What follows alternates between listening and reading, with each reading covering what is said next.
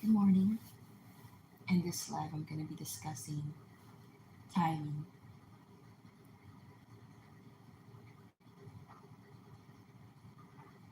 Timing is life living here.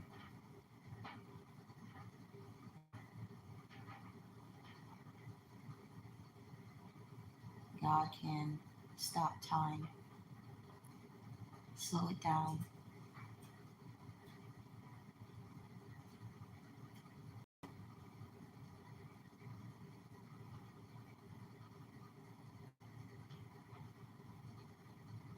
I'm left waiting,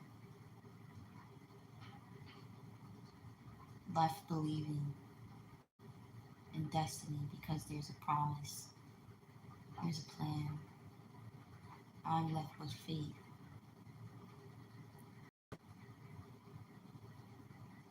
and hope.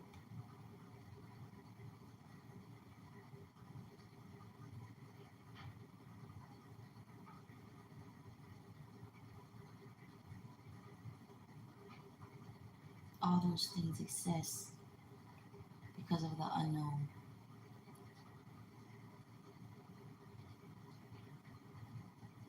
because of timing.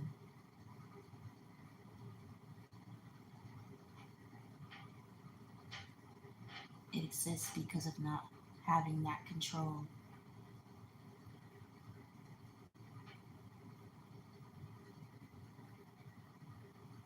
All you're left with is hoping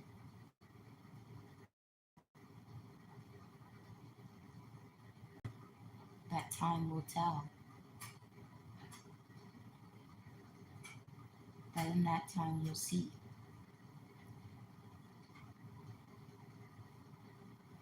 You're left believing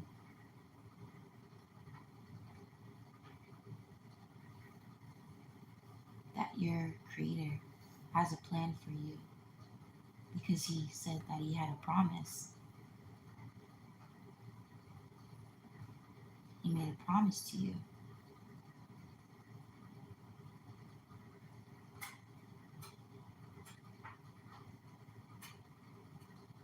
So putting your faith in Him is what you do.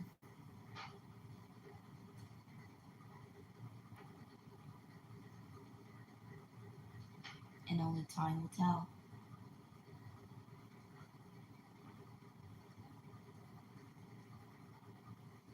There's a time for everything.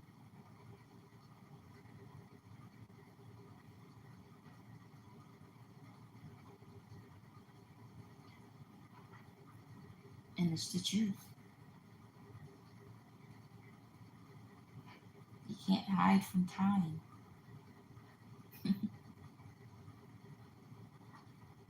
You're accounted for.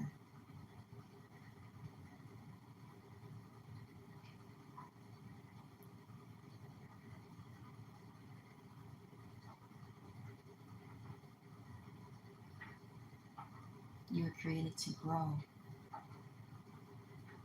with time and through time.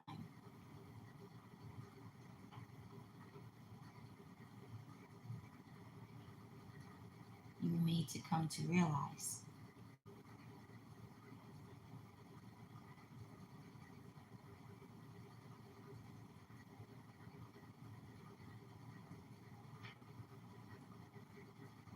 it's important not to close your eyes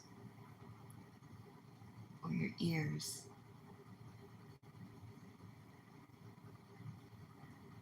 Because again, you're made to realize you're not here for just nothing.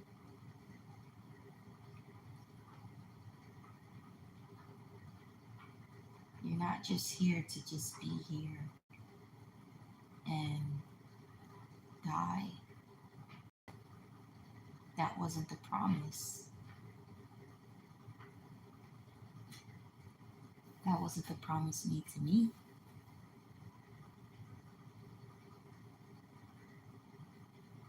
Being in a chosen generation, being a chosen person,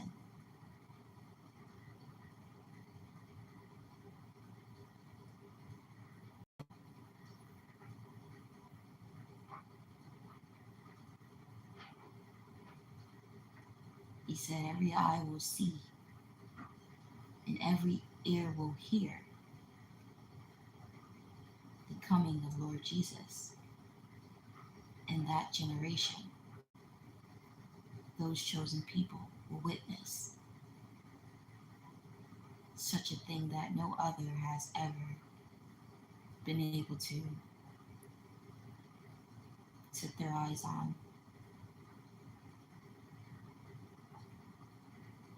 That even that brilliance would be so bright that your eyes, your regular eyes, wouldn't even believe. You'd think it was a dream.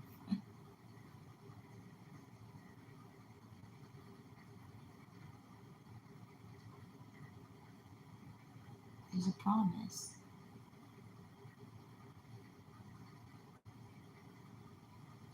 And with time, you will see.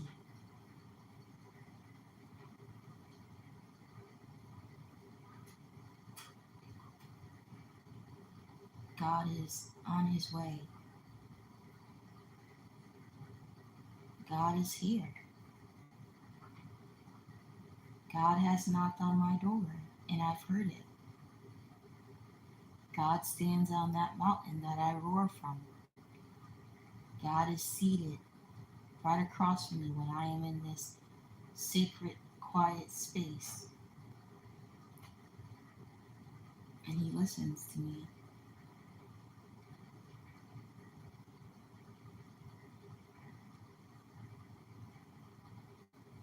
And there is a certain time and a certain day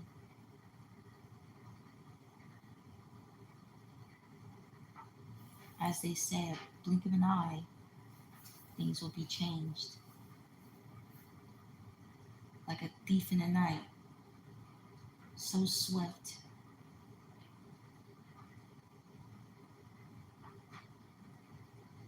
You won't even know. You wouldn't have seen it coming. But time did. Because only time knows the day or the hour.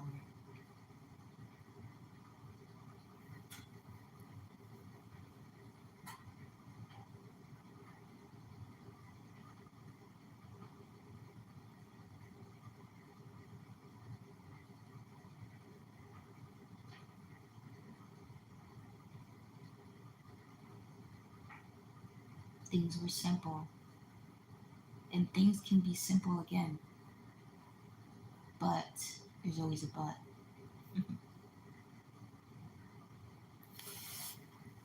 You can't speak on the truth and not tell the full truth. Someone may not want to hear that part of the truth. You might want to close your children's ears to this, but it's what we're living. It's reality. It's what people are actually doing. These are the things that are existing. So I understand that it might not be something that's flattering to the eyes and flattering to the ears, but it has to be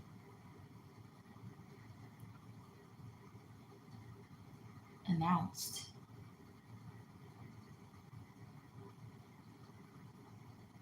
Just like everything will be judged.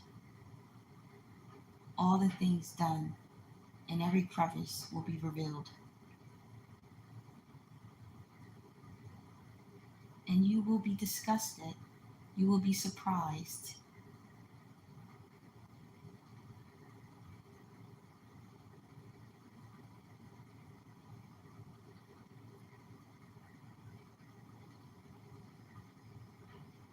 So you can either face the truth now,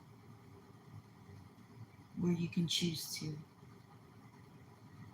or you can wait till you have no choice to see, to know such things.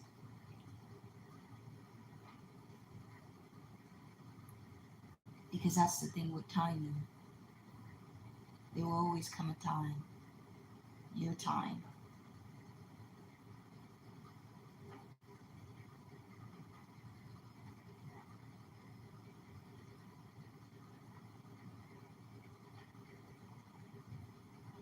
That's just the way it is. There will always come a time for revealing. Nothing ever stays hidden. As hidden as it may be, as far down you may push it, keep sweeping these things under the rug.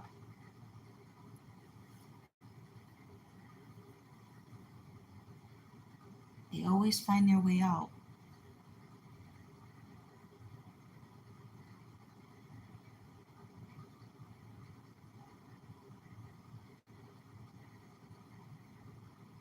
When I was a kid, it was simple. I woke up in the morning, light, not heavy, had breakfast, grits, potato fries, toasted bread with butter, eggs,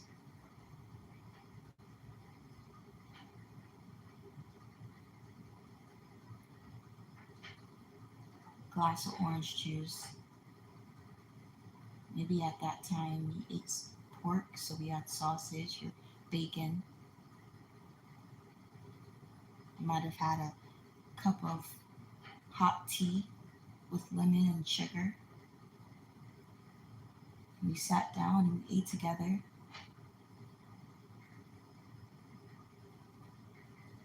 Me, my two other siblings, and my grandma, my mom, my mommy. Those days were simple. And you'd get dressed and you'd go outside and play. You'd come back in every once in a while to maybe use the bathroom or grab a snack or something to drink or some change to cross the street and grab a icy or a bag of chips or some sunflower seeds. But you had community. You never crossed the street necessarily alone. There was always someone watching, someone on their porch, some neighbor, food being cooked.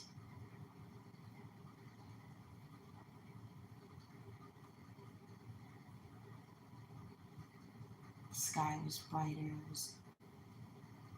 The summers were summering. The springs were spring. The winter was wintering. Every season was prosperous. Every season was filled with abundance.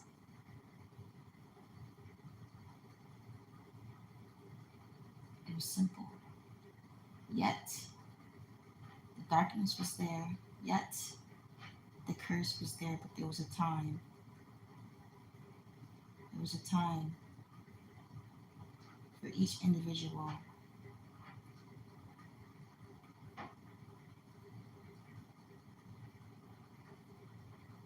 But in those moments, it was simple. You were able to bear witness to what a simple life could be before before anything else.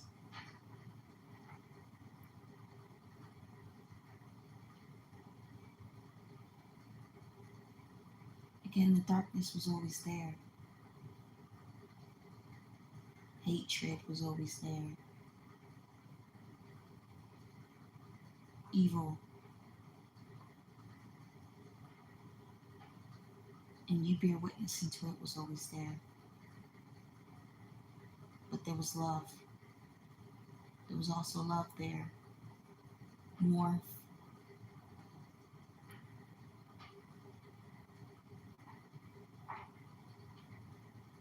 Love. Family. Friends. You got a taste of it. You got a taste of both of it in the beginning.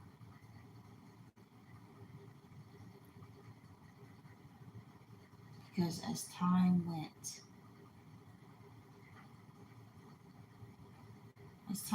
things were going to be different, harder. darker, and less of love, less of community, less of everything.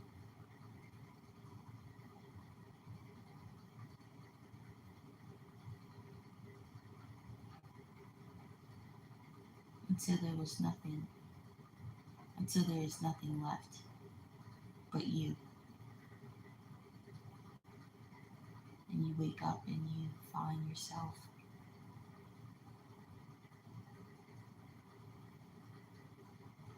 just yourself. But you know that life could be simple because it was.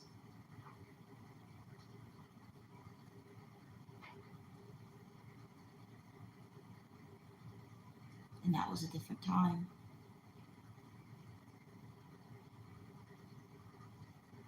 That was a different you.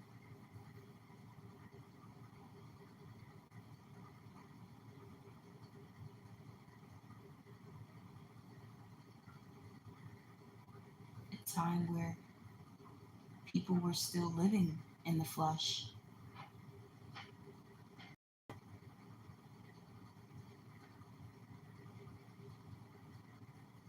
A time where your eyes may not have laid rest on such things, your ears.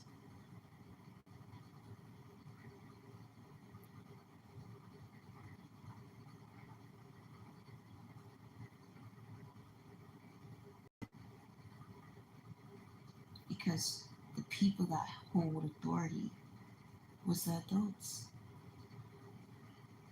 That's where they had the opportunity.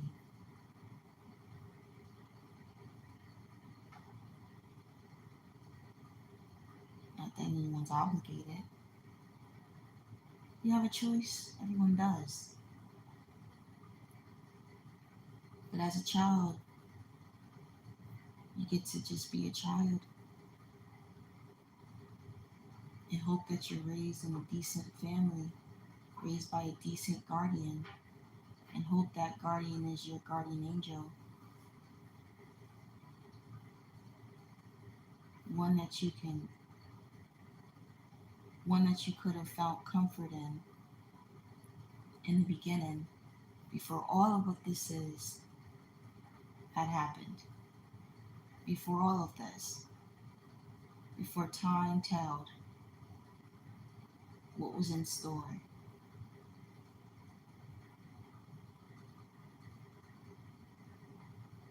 I know I did.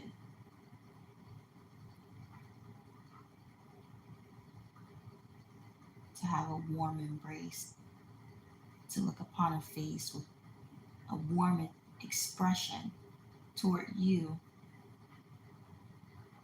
a guardian that would look at you when you're feeling angry or upset and you make this angry face and they say, smile, smile, fix your face. And you'd fix it, you'd smile. A person that could make it all go away just by them being who they are. Love. That's love. Loving a person loving you.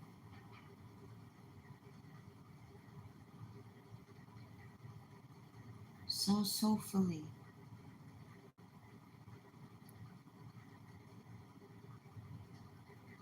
So naturally.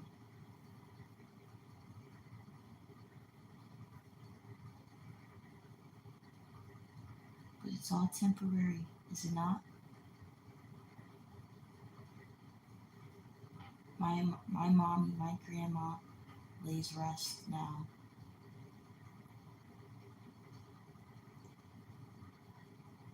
She laid rest in April of 2013 when I was 17.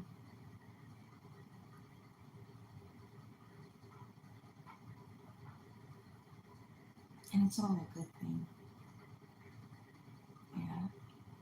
cherish these things.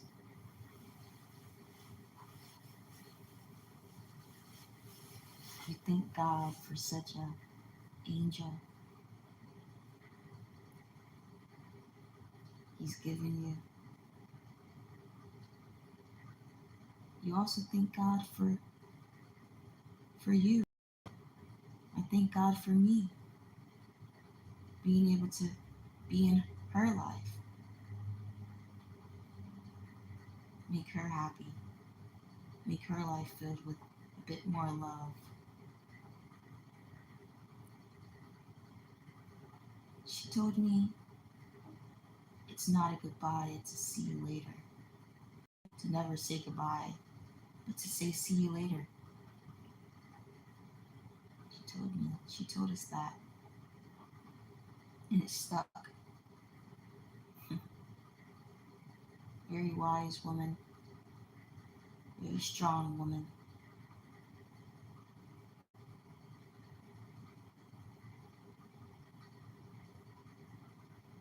And only time revealed that.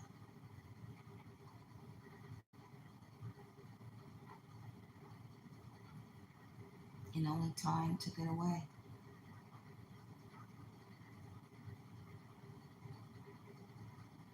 And now you wake up and you're left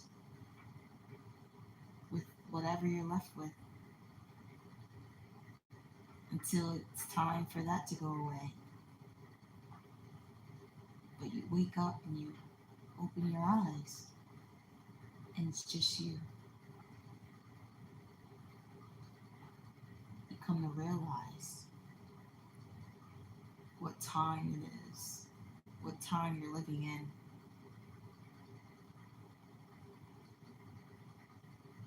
You realize there's something to freaking figure out in this because it just is not as simple.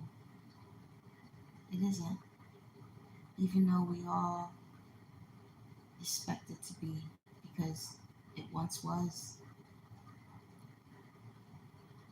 And we all believe, we all hope, we all witness such existence and such a person. But to be in a time where it's less of it, less of love, community, just less and less and lesser.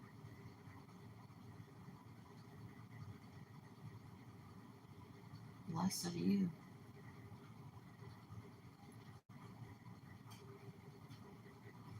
And all you do is labor, sleep, eat, and labor. You fade. You feel depleted of energy. You have sadness, depression, unstable emotions. You open your eyes to this. This is the life. This is the lifetime we're living in. And it's the cycle.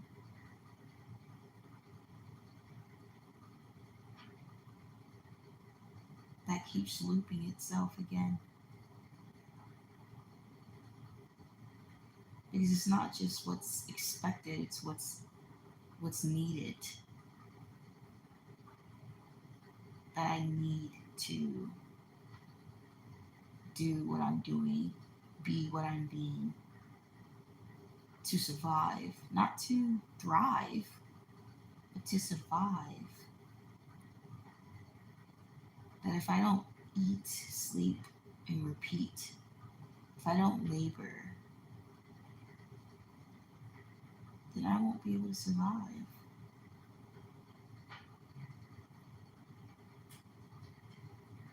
I can no longer go out and not think about time.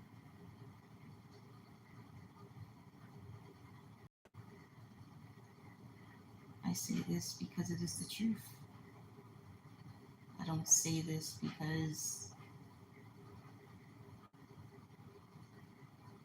I say this because it's the truth. That's the only reason why I'm saying it. And to acknowledge it is all I'm doing.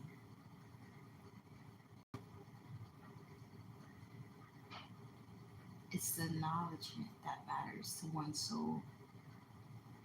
Because your soul is crying, shouting, trying to get your attention, sending you signs, feelings, consciously, like in your dreams and so many other things. And all that, the least you can do is acknowledge.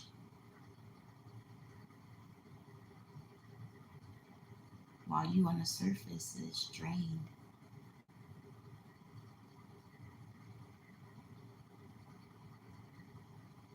and becoming lesser of who you've been, who you are.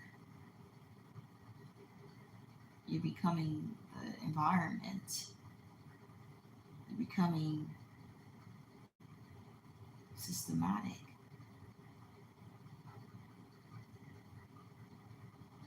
You open your eyes and you have no time to think about what you want. It's what expected from you. It's what you have to do to survive.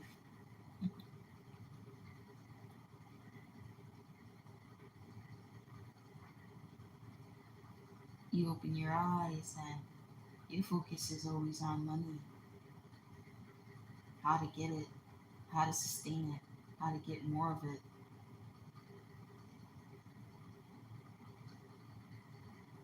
You wake up and open your eyes and you're filled with fear.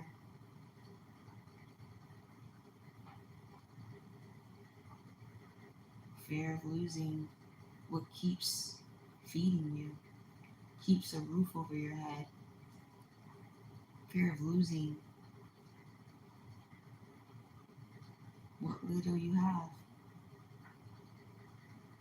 You wake up with anxiety because your nervous system is jacked.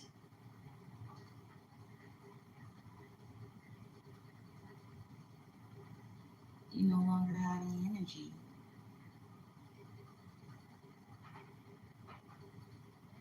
to do anything but lay there vexed.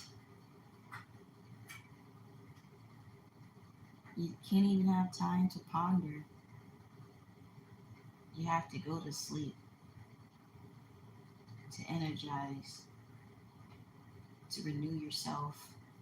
And even still, that is not true renewal because you wake up exhausted. You wake up dead.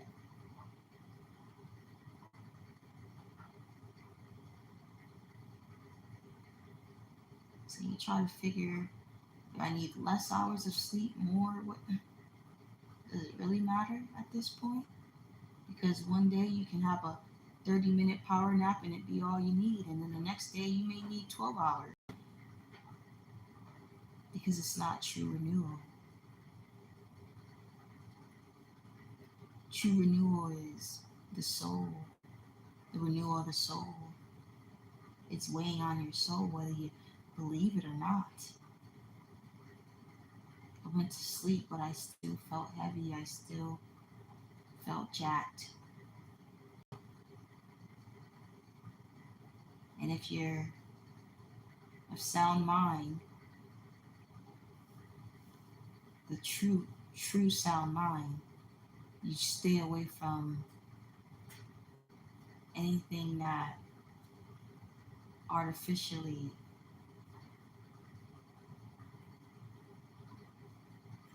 anything artificial. Try to do it all by yourself. You see, I don't need no help. Not from anything artificial, at least. So they create energy drinks. Yeah. They create these artificial caffeinated things. Because you can find natural caffeine, yes, and in certain plants and things. But no, if you're crafty, and if you're of sound mind, you just try. Some don't even have to try, but you stay away from those things. It's harder, isn't it? It's harder doing it by yourself, alone. And those things are quote unquote there to help you succeed, keep running.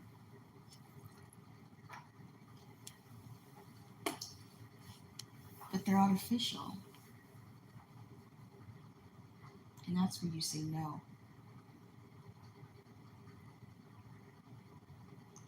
That's where you say no.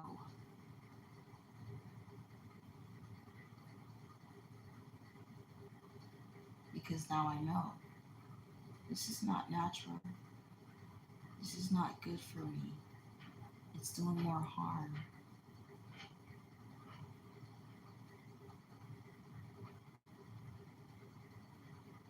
Though it's crafty, that though it tastes good, though it works, gives you more energy.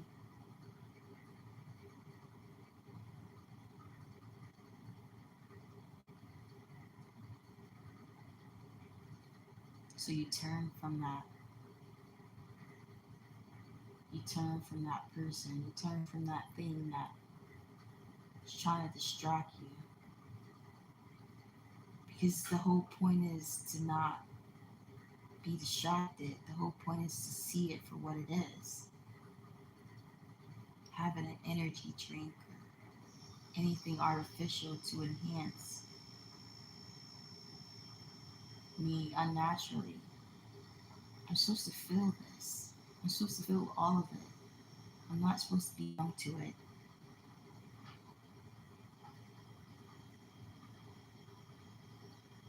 I get it. I get it. Not everyone can, not everyone will deal with this. But I'm not here to toot your horn. I'm here to say what the truth is. That anxiety that you wake up with, they have pills for it.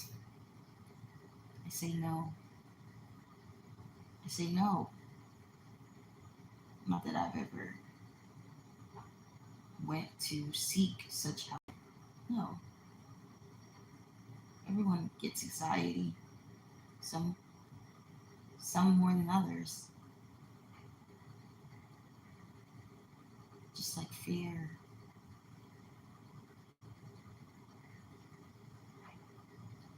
You just have to tell them no.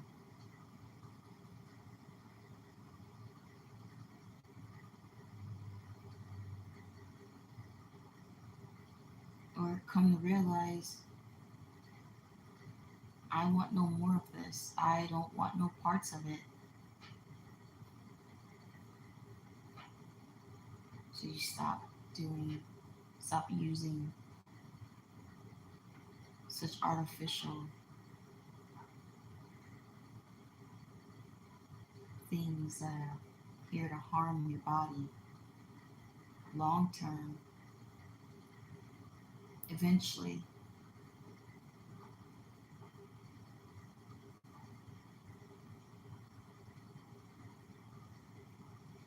listen,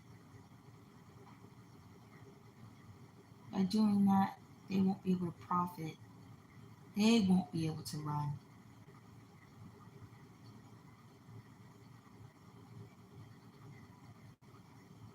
You have to keep your eyes open. As prophecy shows and time tells, people won't. People feel they can't. So they close their eyes. They try to shut it out.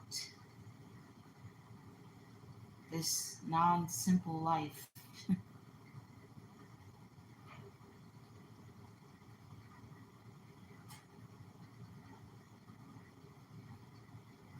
Yeah,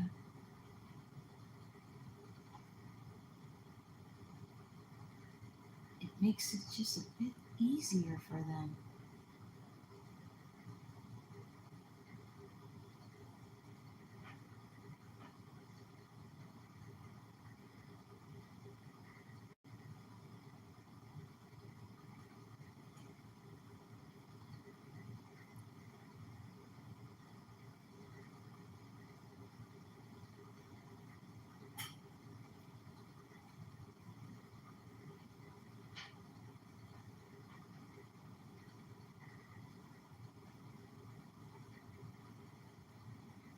It just makes it a bit easier for them, doesn't it?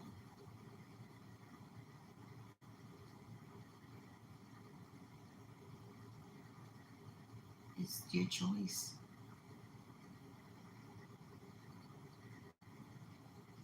I'm sure everyone understands your choice when everyone has to deal with reality.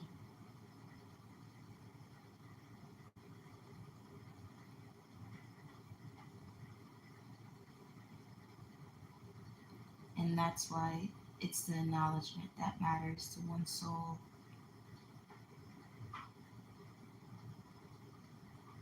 Your soul knows exactly all that you go through, and the least you can do is acknowledge it. So much, so much you go through, so much you put up with, so much you turn down, so much it takes to just be.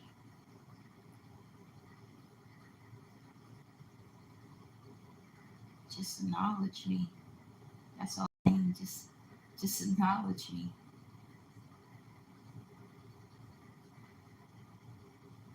Because that's where your will comes from.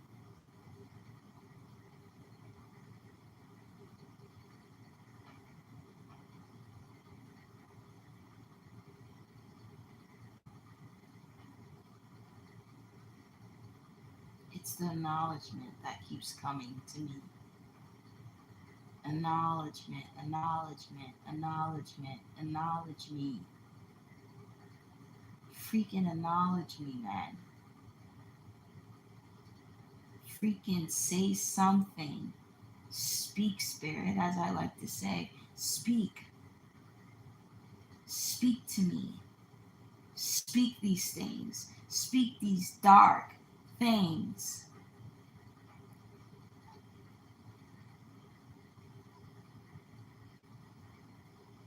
Who will have the courage to speak these dark things? It is the truth. It's dark, but it is the truth. Who's going to face it? Face me. Who's going to stay awake? Stay awake. Stay awake. Acknowledge it. Acknowledge me. Stay awake is acknowledgement. Can you see? Do you feel these things?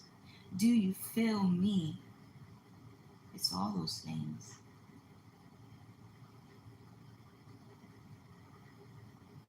It's freaking all those things.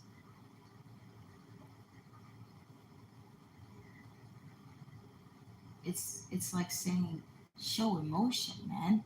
Show freaking emotion.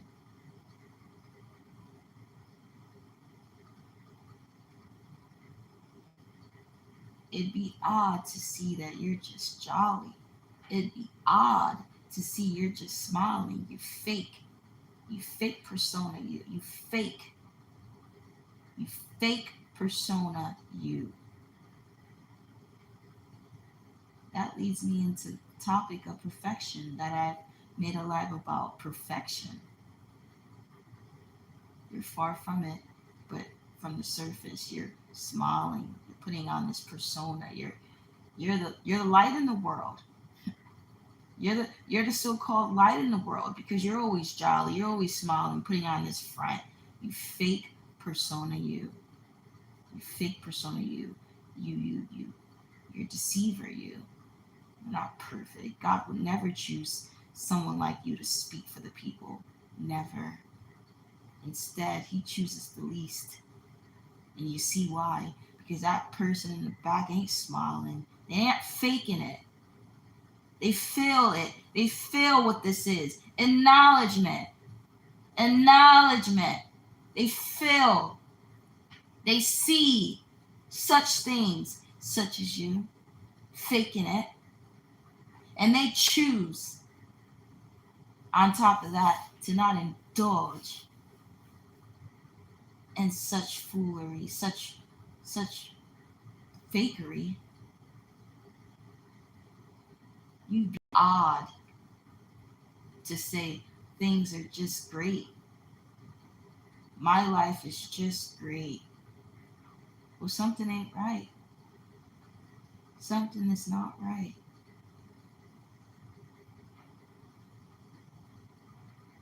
But it's not up to me.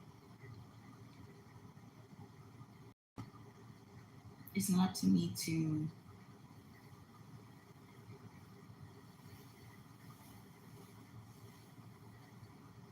I guess, it's just up to me to acknowledge it. And whatever you get from it, you get from it. It's just an acknowledgement. And someone has to. Not that you have to. But my goodness, to be in such a life like this, with what happens here, what is being done, what the eyes have seen, what the ears hear, and to never speak on it, to never speak on such things because my life is just so called great. In my life, what kind of being are you?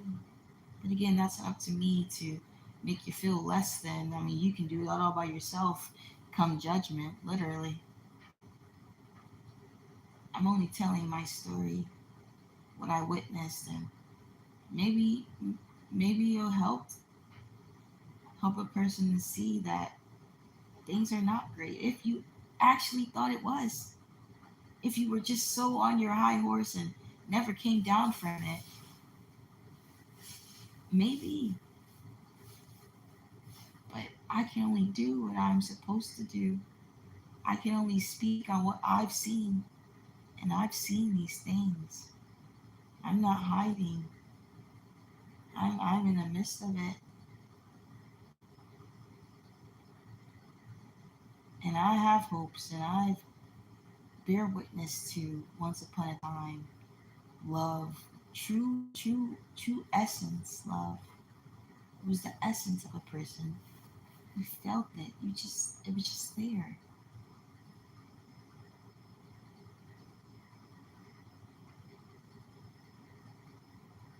And see the difference. It's just, it all comes down to acknowledgement because all we're left with is labor.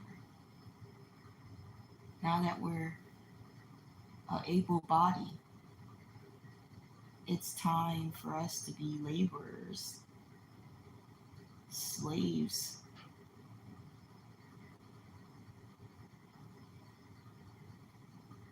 carrying burdens.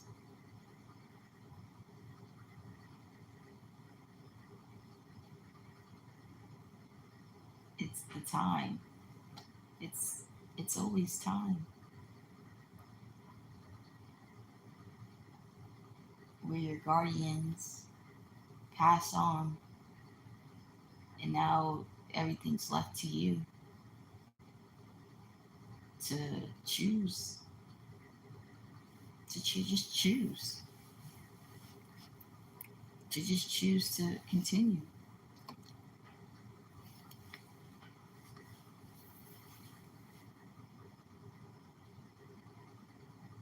Oh, my mind. It just thinks of acknowledgement. And truthfully, my mind is thinking that because it's thinking of, you know, the fact that it's just my spirit, I say, is disappointed. I mean, there's other words, other emotions, but I don't want to get riled up. I don't want to rile myself up in that way. But there are certain emotions that come with those thoughts, those those truths, because of the lack of acknowledgement. It affects me. It affects everybody. So of course I would feel some type of way if we, the people, are one, if we are all so called in Christ's body.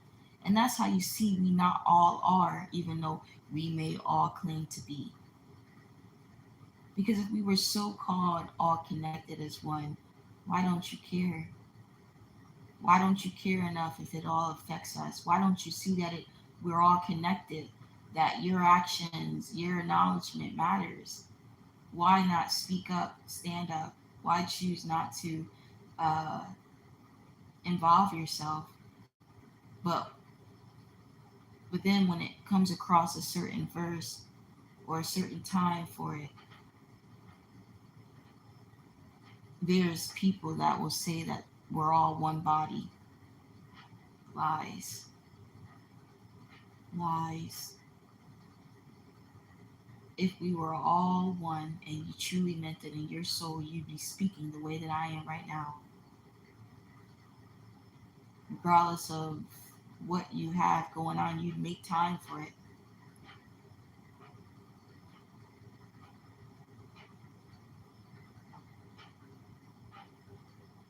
I woke up like this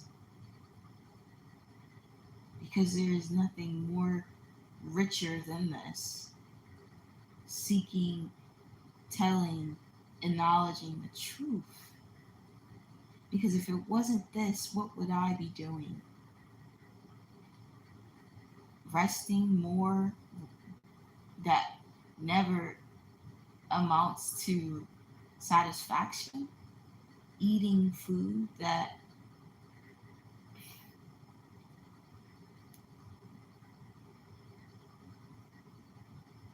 doesn't ever satisfy? Laboring, yeah, to, I guess, get your money, right? But just to be a robot, to be a servant, to be a slave, and that be enough? That be enough? No, it wouldn't. I'm sure it wouldn't. But to, I guess, speak in such things like this would be too much work on top of the work that we're already doing, right? It'd be just too much. You'd rather just get drunk. You'd rather just turn the TV on, blast the music, talk to someone physically, you know, have a companion, someone comfort you. That'd be much easier. Correct me if I'm wrong. I mean, I'm human, I understand, because I can do those things. We may have all done those things in some sort of way. But that's not this sort of life. This life is to acknowledge the raw truth, the avoidance, the lack of acknowledgement of what needs to be acknowledged for true change. You doing your physical labor, you may be changing things on the surface because you're working on the surface. But we need to break this curse, man.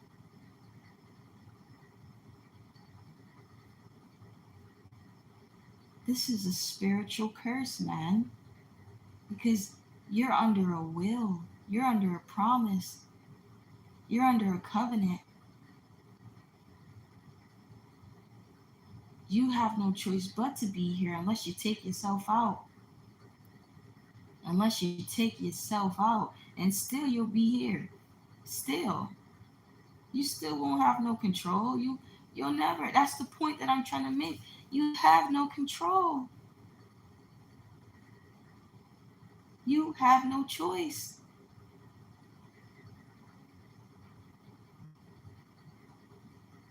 And so the first and the last and the middle and the top and the sideways, all in between ways,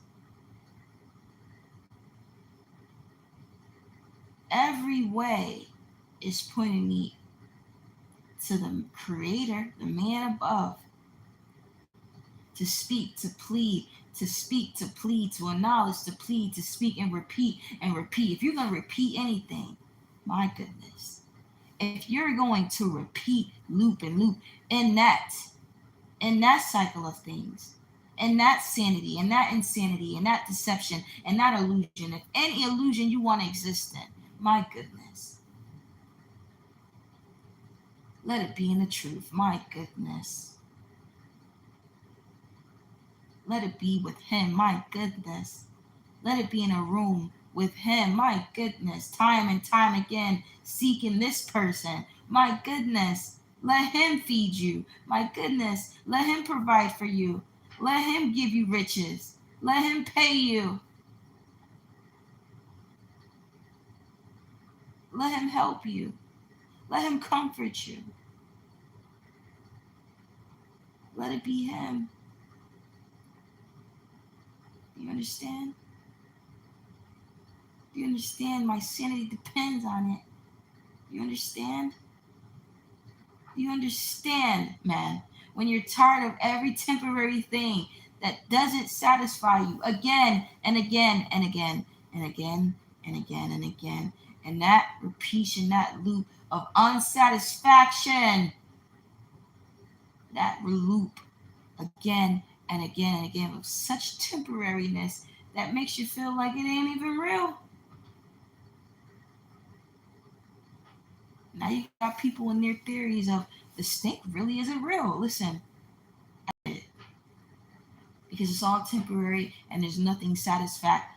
It's only for a moment. It's only for a moment, and then it disappears. It's. But there's never. It doesn't reach fulfillment. So that's my point.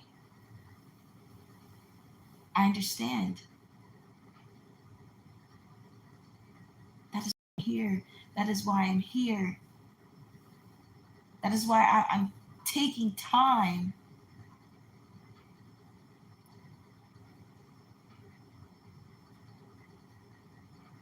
Nothing else matters.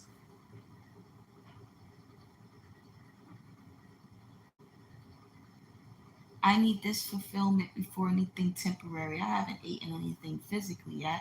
That temporary satisfaction, no, because I know that I want fulfillment. I want the feeling, and I know what that is. I know how to receive it, to receive that satisfaction, and it's through feeding the spirit, and then I can go and nourish the body. But that should come second. The spirit should come first. You never really hear about that. No one teaches on that, do they? No. Because honestly, it was something that you come to realize individually. You have to, no one can truly tell you these things. You see why? Because it's a cheat code, it's a secret, quote unquote. Because we're all in this place. We all have to not even survive, but we all have to stay awake. We all have to grow. We all have to spiritually. We all have to choose to believe. We all have to choose. And if I'm telling you what to do, telling you what to do, how to do it, this, how will you ever learn? How will someone ever know if you actually chose it because that's what you wanted to do? Again, you're not a child, you're an adult. That's why no one's supposed to tell you. They don't tell you. No one told me. No one told me anything. No one told me that I was good. They told me I was bad. The essence of me, all of who I am, they punished me for it. They didn't glorify me. You see, no one told me. I had to trust in my own understanding. I had to trust in myself. And now that I'm older, still, there's no need for validation. There's no need for someone to tell me. I see it in myself. I see the brilliance. I see the glory. I give it to myself. My Father gives it to me. I speak on these things. I speak on these things. I'm not supposed to tell you that, you know, you're brilliant. You should know. You should come to know. And that's if you are. That's if you are, because you could be an evil doer and someone's telling you you're brilliant.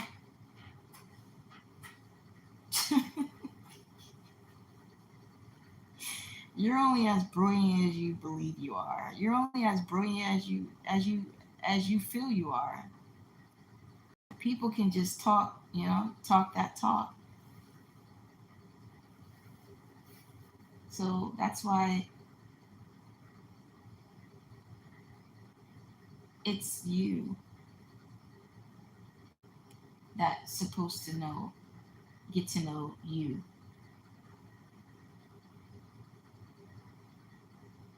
I'm not supposed to work for you. Let me tell you this, and they may say it's a secret, but it's, if you find that there's certain people, I'm doing the work for you, it seems like I'm doing the work for you, I'm giving you all the things, I'm telling you all the so-called secrets, I'm telling you what strength is, what integrity, what that entails. That should tell you that time is up. That should tell you time is up. If the knowledge is being revealed, right, this wisdom to everyone, it's free. Anyone can access it. Anyone can now be it, I guess. Try, and things. It's done. Time is up. Because it wasn't about having this knowledge, knowing of it, and now using it per se. No, it was about not knowing you had it and seeing yourself see that you inhabit this, believing that you can be this sort of person, to have such abilities. It was having faith in yourself. It was hoping. You can't use hope and faith and belief if I give it to you, if I just do it for you, if it is just out here now. So, this is how you climb the mountain. This is how you get to the top. But no one did that for me, you see. No one told me how to get to the top. You have to understand, if we're all trying to get to the top, then we all just have to try to get to the top. We're all focused on getting to the top. No one has reached the top. But oh, if now someone has reached the top,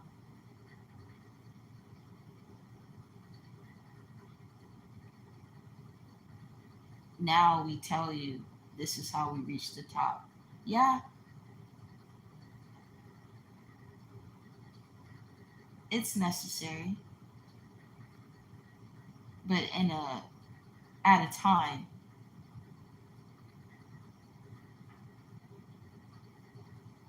It's necessary only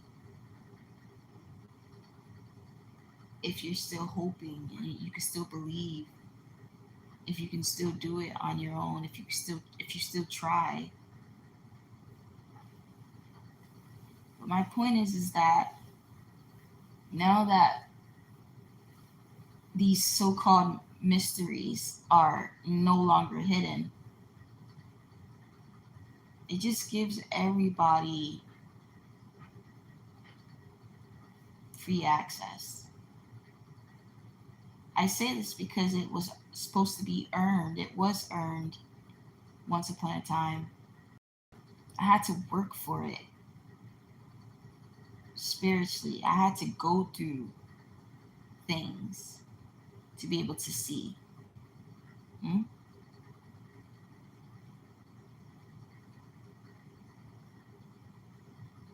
And I have, personally, I have. That's why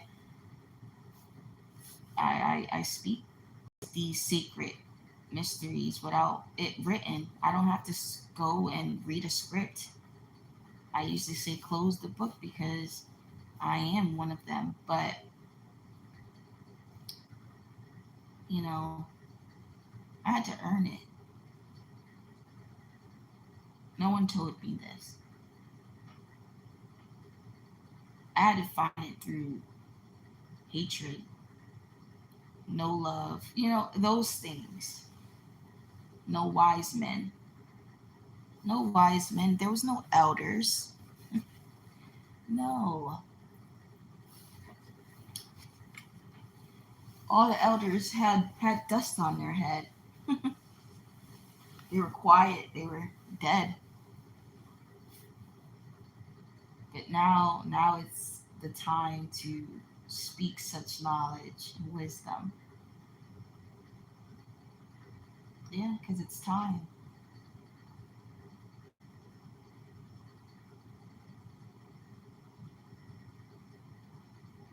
Remember, it wasn't time to exalt the. It wasn't time to glorify the black sheep. Same message. It wasn't a great thing, but I never changed. You see, I never changed.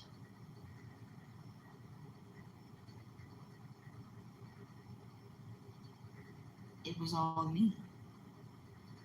It wasn't influence. It wasn't someone helping me. It was all me. It was my full strength. It was the rawness. And I'm just thankful that I had the opportunity to be in that generation where my father looks and looked upon me with such delight because of such things. Anyone could. When you see a person, a being, going through something the way they are with nothing, nothing, no one, you say, wow, that's raw. That's raw strength. You see, that's raw. That person is dangerous, right? In a good way. All the things that you could think. That's what I'm saying. There's nothing wrong with the knowledge and the wisdom being revealed. I mean, my goodness, I've always told it. Once I was able to speak and be me again, I tell all, right? And I tell it in a way where I have to tell you about myself, my story, because that's how I seen strength, recognized it. Um, that's how I was introduced to faith, introduced to the truth through me. It wasn't through the world. It wasn't through the person, the punisher. It wasn't through my masters. If anything, they lied to me. They didn't want me to see who I was. They wanted my name to be tarnished. They wanted to see what is right in the world to be wrong, what is upside down to be upward. They wanted everything to be twisted and confusing. That was the time that I was raised in. That was the time of my tribulation. Yes, now I'm at a place where I can rest. I've been in a place where I can heal, reflect, and testify. As you can see, that right there allows you to see time is up because I have done works. I've done my deeds. I've shown my raw truth, right? And who I am spiritually. That is showing my spirit. What would a person do in such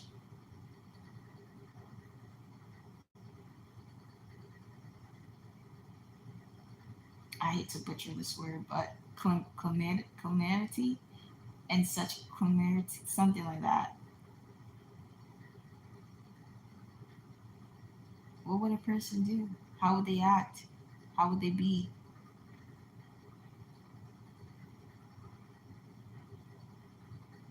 I also was a child. I was a younger person, right?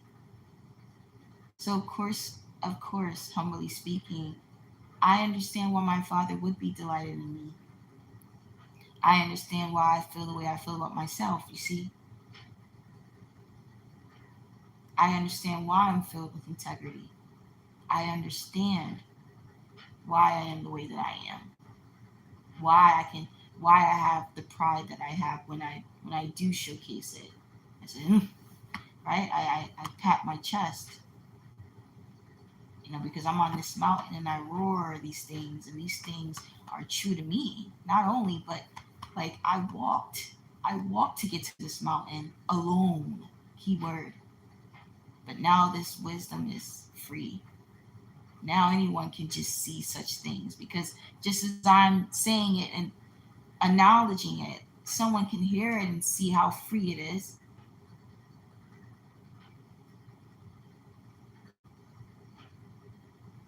You wouldn't be able to just get such knowledge from anyone if they're not walking, if they don't have this raw potential strength and they don't use it. Instead, choose to be quiet, choose to blend in, choose to be like everyone else, you see, which is the majority. If everybody never wanted to be the black sheep, if not even wanted, but they just weren't made to be the black sheep. You were. How could they speak such things? And how would you expect them to tell these certain stories? They couldn't. So again, that shows you time is up because it's now time for the least of the world to be first.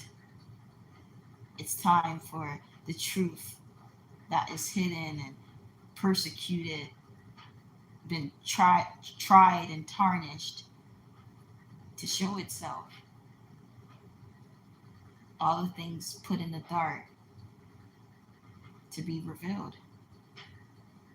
I'm trying to show you through allowing you to know time. It's all about time. And there's certain things, certain signs you can see to know the time, to know the times, to see how closer he is, more than he's ever been.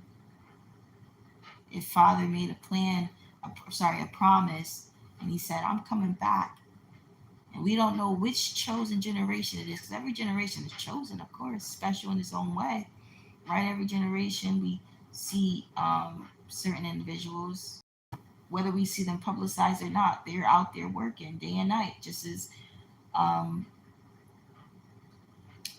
just as they choose, as much as they choose, burdened and vexed.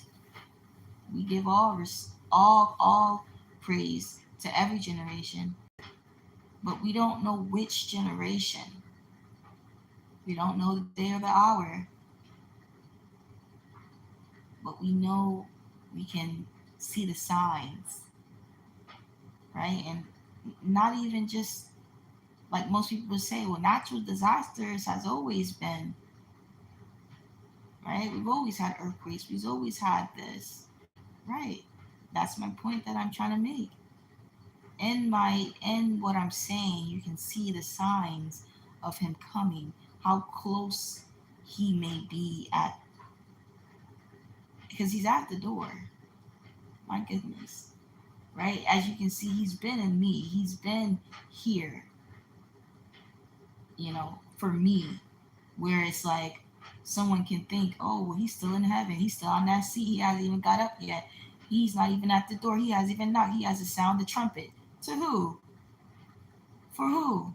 Because for me and to me, I have seen, I have witnessed, and just again with my stories, it will allow people to understand, to see. It would allow people to see through the strength in me, the building up, the breaking down, the renewing. That is how you see the signs. It's through them, those chosen.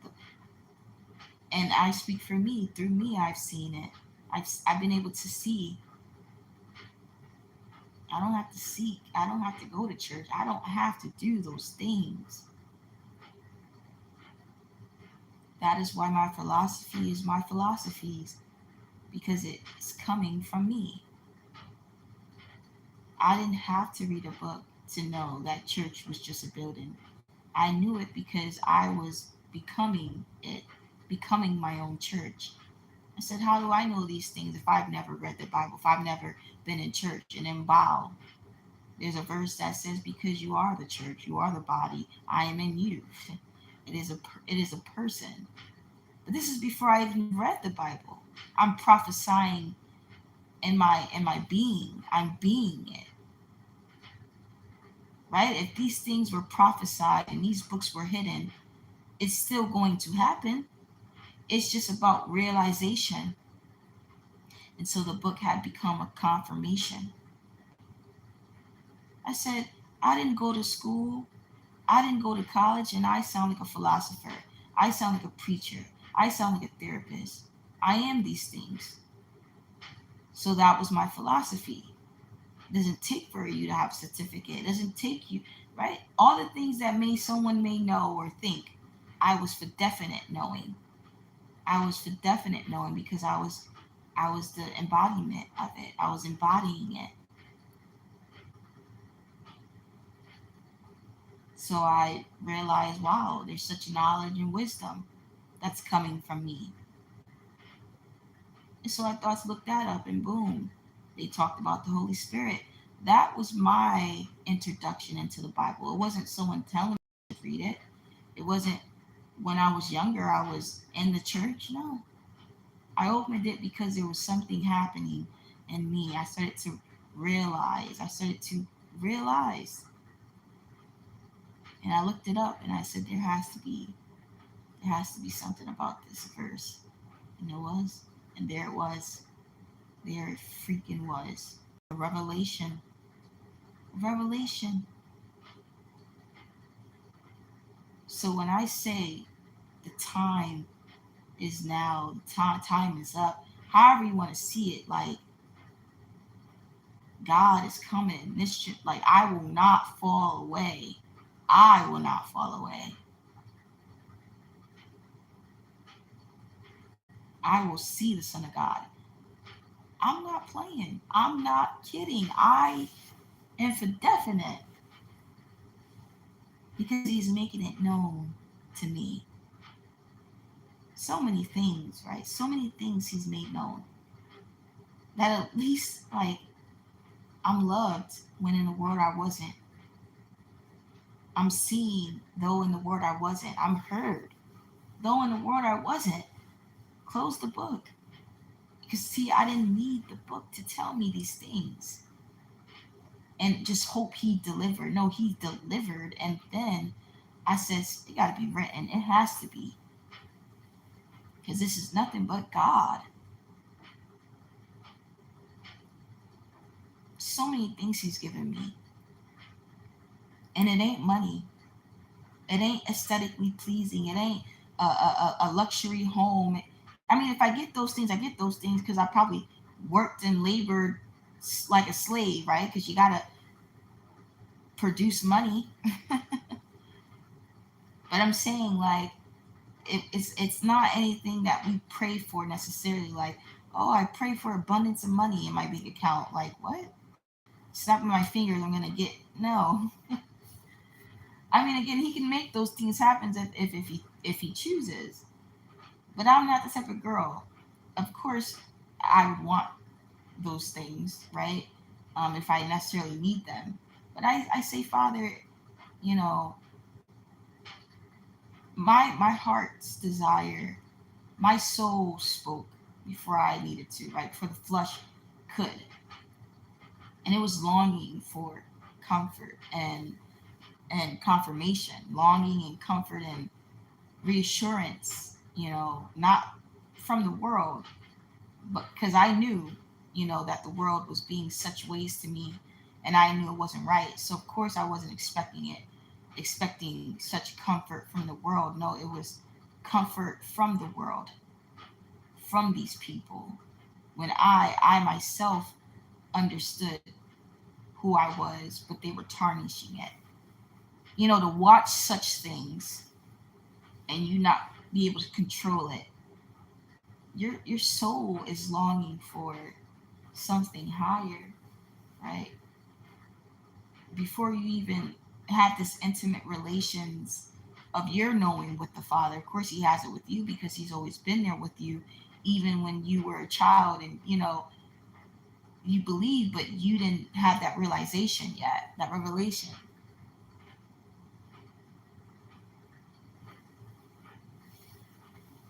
You know, um, so He's given me so many things, and they show themselves by and through me. And so you see how I can say that, and there probably is a verse about it, but I am embodying it. He has showed Himself through me because of my understanding, because of my testimonies, because of being a witness to myself. Of course, He's a witness in me, so of course it's me, him and me and him. So when I say I'm a witness to myself, it just means He's a witness of me. He's inside me. So when I speak these things, I hear me. What would you call it? Redeem myself, right? He's redeeming me. I've been proven true. I've been proven right, and I reflect on it, and I acknowledge it. I said, this is what has happened to me. This is what has been done, and it just happened that I was an actual decent human being. I actually was doing what's right. Because in the world, when you speak up and you stand, regardless if you're doing it for a good cause, you're still labeled to be um, a rebel, a rebellious person. You're still labeled as bad. And it does weigh on you in some way. Even though you know who you are, you know that it's right, there's still a side of you, a tiny speck that knows that you are bad. You see, it knows that you are rebellious because you're just that in a world like this. So, as much as I knew every time I spoke up, I knew it wasn't fair, so I said it wasn't fair. I still was being bad because in their house, that is not that's not considered, right? In their ways, that's not accepted. It's not acceptable. And you're living among them. They're your masters. And if you're not obeying your masters and you're speaking up when they said don't speak, right? Don't speak to an elder. Don't speak up against them. But I said, but I'm just saying, I don't, listen, it ain't even what you said, it's just speaking. You see, so you'll always be wrong, even if you're right. I said, well, I was just saying, I don't care what you said. Okay, so you see right there, they don't care. I'm right, you're wrong. I'm big, you're small. That's their philosophy. Oof. And it's an older generational philosophy as well. They've been stuck in those ways. They see it as disrespect. So yes, even though I stood up for myself, I said something's not fair. That's not fair. Or why does this person get? I'm questioning the authority. I'm questioning their ways, even if their ways are twisted, even if their ways was always unfair. I'm just only doing what I know to do because I don't know better, right? I'm not from this world. I'm not used to their ways. I'm not used to unfair treatment. I can't get jiggy with it. Woe to me as a child. Woe to me from the beginning. Once I stepped foot in this place, you see, I knew what I was doing as a child, just like I'm sure anyone would. And to see such backlash, such witnessing, to see such witnessing of individuals. Back then, they weren't individuals. To see such witnessing from the same color of your skin, to see such witnessing from people your age, people older than you, people that have relations to you, people in your own home, to see such witness was so disappointing. But it didn't matter at that time if I was disappointed because I was the one punished. I was the one being prosecuted for it. I was the one being sentenced for things that I knew nothing about because this was before me, right? But in the spiritual realms, they were at me like, listen, we've done it and you're doing it. This is a generational curse. This is a generational blessing. This is the highest seat I'm really sitting. This is the cup I'm drinking. But do I know that? No. Because you see, I'm just being a being, not given anything but my own raw potential, my own raw spirit, my own raw choice to use my strength, to use my integrity, use my voice, with still seeing that every time I do, I am prosecuted for it. Every time I do, my sentence gets longer. Every time I do, my freedom is taken from me. Because every day I'm in the room. Every day. And I've become the black sheep now. Do you see? I have become it. And I didn't know what the freak of black sheep was. There's no script for this. This is what I've become. And now I become sad. I become angry. I become misunderstood. I become a version of myself I once was, that I never knew that I could be. I become a shadow. I become inside my mind. I become an overthinker. A I become all those things. Right? To them, I become the bad person, the black sheep. I become what I become. Mm. And in God's eyes, I become what I become. So I become a whole lot of things in other and people's eyes. Right? Just like a lot of people can perceive me this way, perceive me that way. Well, I've become so many things, and it's funny because now that I'm older, I see I am a lot. I'm a lot of things, and it stands to be true because you can see I can be a whole lot of things because I had to be a whole lot of ways, and I had no choice but to become a whole lot of things without my will. I'm waking up angry. I'm waking up sad. I'm waking up crying. I'm waking up not having control of my emotions. I've not known of this, but I have no choice but to face this reflection right? They call it depression, but listen, I can actually break these things down because I've lived it. It's not just depression, it's a title. That's a title. What the freak is that? Well, I didn't have control over it. I couldn't snap my fingers. I couldn't just say shake it out of you. Just get out of this. No. And then it was harder because I know I didn't put myself into this. So how can I take myself out of something I didn't put myself in? How can I get myself out of this feeling when I didn't choose to feel this way? So I would hear myself say things like, I don't understand. I don't understand why I'm not happy. I don't understand why I'm just not when I should be or when I would thought I could be. So now I'm being around people that seeing me in such ways and now they see me in this way. And it wasn't my intention. Misunderstood. This is the backlash. This is the cup I'm holding. This is the seat I'm sitting in. This is the version I'm becoming. This is what I'm becoming. And it ain't looking good. Right? I'm literally becoming the least of the world before I even knew what the freak that even meant. I speak these things now because it's written.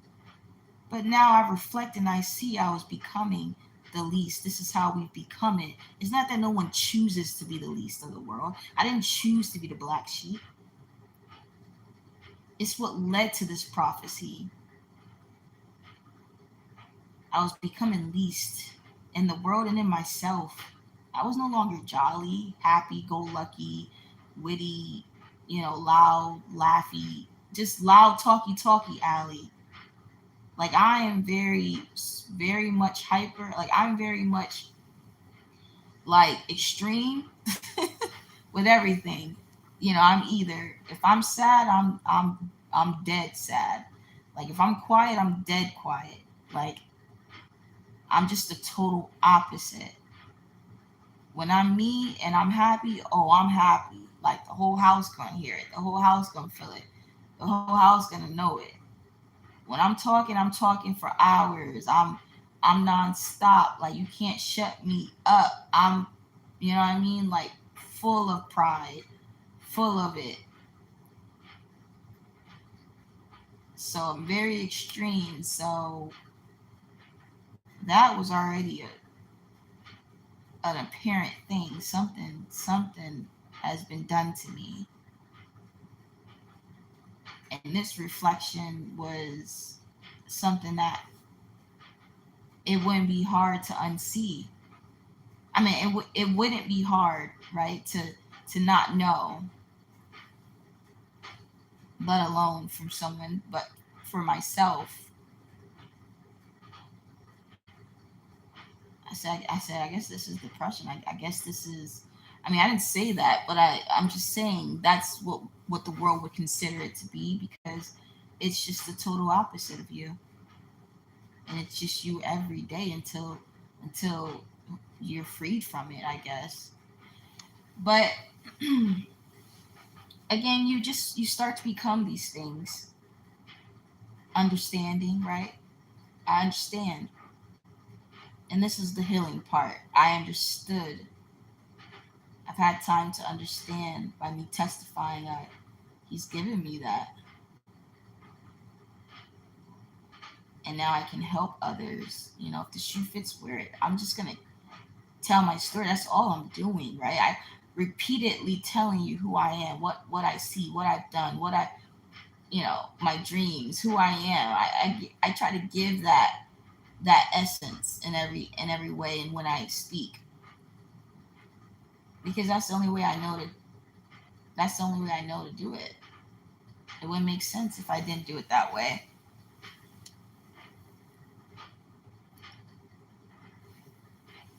Give me a second.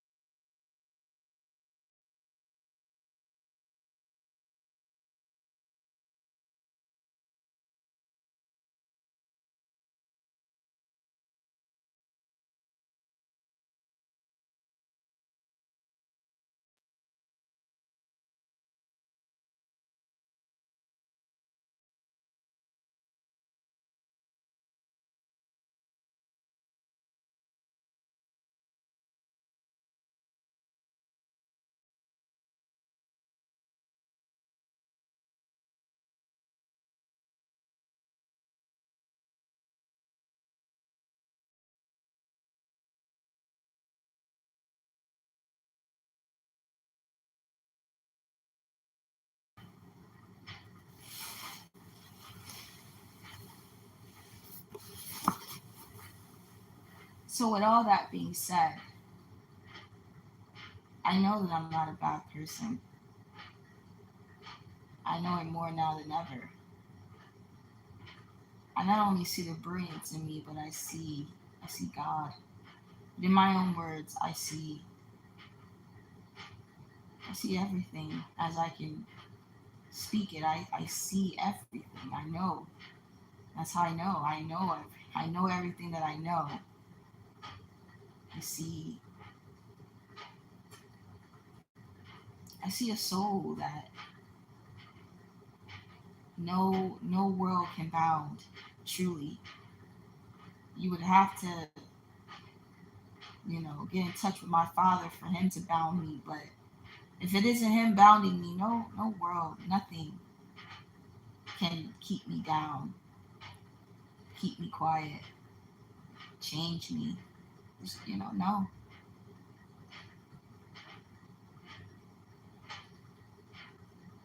I know who I am very much.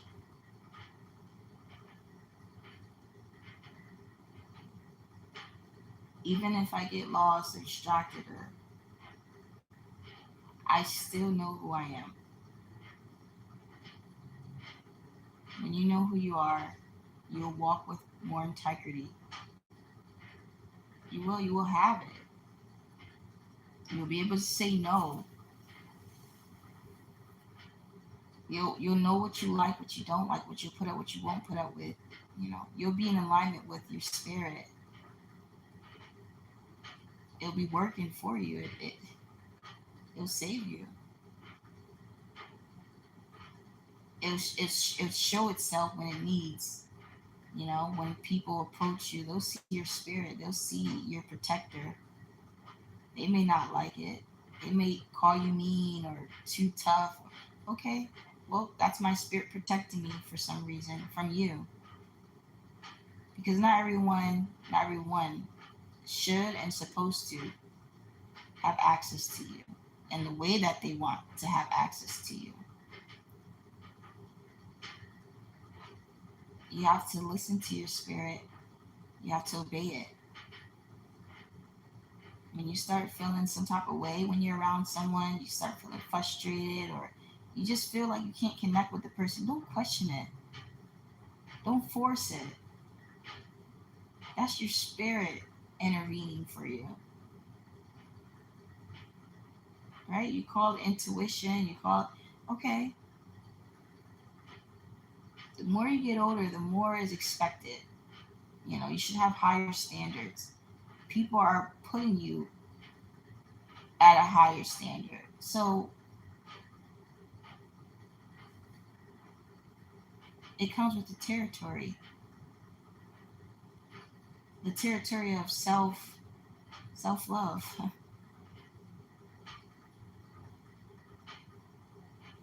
No, that doesn't cut it. Self,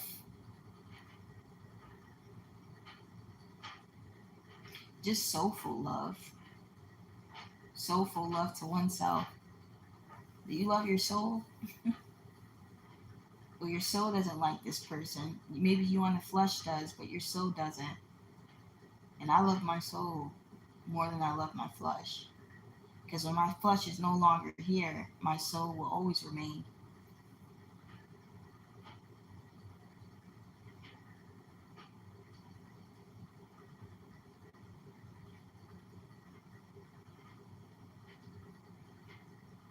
Time will always tell.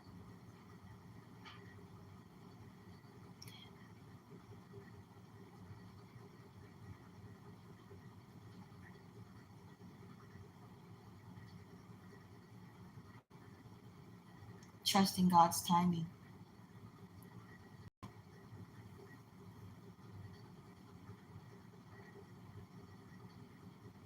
And that is why you should. That is why it's important. Don't just trust on your time and what you know is expected of you, because it really isn't your time on the surface.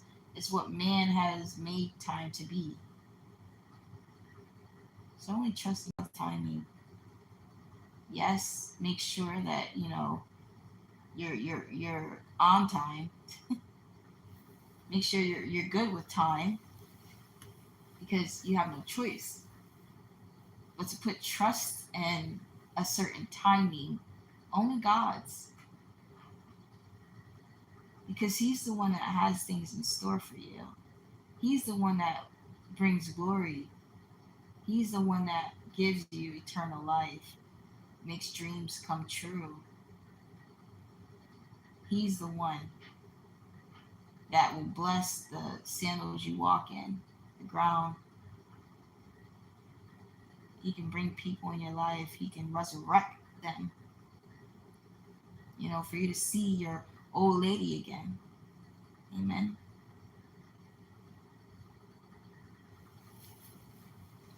I know I'm going to see my mommy. That's my girl. That's my lady, you know? And I'm an adult now, so it's even better. She obviously knows me. I've known her. I believe in many worlds, but in this world, she raised me as a child. She raised me up until 10. So I was 10 since I was a baby. And then, she got sick. So I would see her only a few times before she laid rest. Unfortunately, because the people I lived with didn't, on top of punishing me, they really didn't allow me to see her or talk to her. And I'm the type of person that will call you every day. My mama, I would call my mama every day. That's me. I'm that child. Um, so I was, you always say, oh, they're proud of you. Oh, I know. I know my mommy's in me. That's my twin. And I cherish her. I love her. She's my baby. And she's so inspirational. Just reflecting. She's never complained. She raised three of me. Three of me. She raised three of us. There's three of us. My mother had three children. She raised all three. Picture that.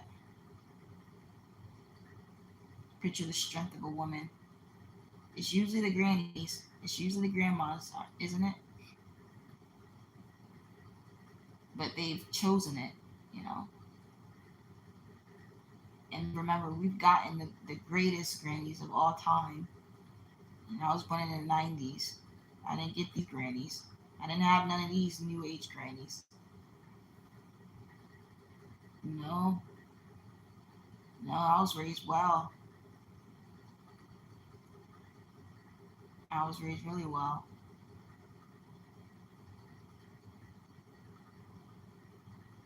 I got to see what it felt like to have a Mr. Rogers in Rogers neighborhood. You know, these are actual memories. Everyone coming to Auntie Arlene's house to ask for something. You got some sugar, Auntie Arlene? Can I use your rake? You know, I remember those things. She was well respected,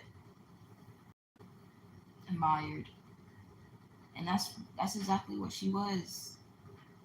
Behind closed doors, that's who she was. So, of course, she's gonna be in my lives, and I say lives. She's gonna be in my life. She's my guardian. She's my soul's guardian. Not my flesh, my soul. No matter where I go, no matter what world I'm in, no matter what times pass, we will always see each other again. Always. She's invited.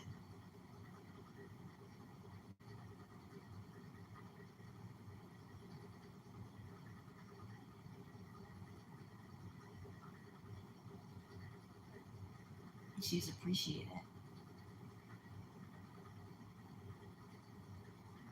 And that is a silent understanding, but it also deserves acknowledgement.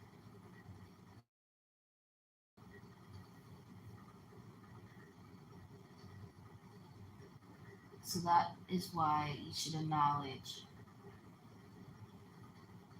what's important. The more you do, the more you see, the more he hears from you. I can expect him to know, but he wants to hear me.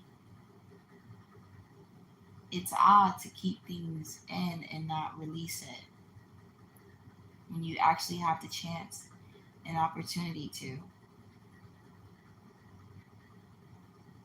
He says, "Come to me, give it to me."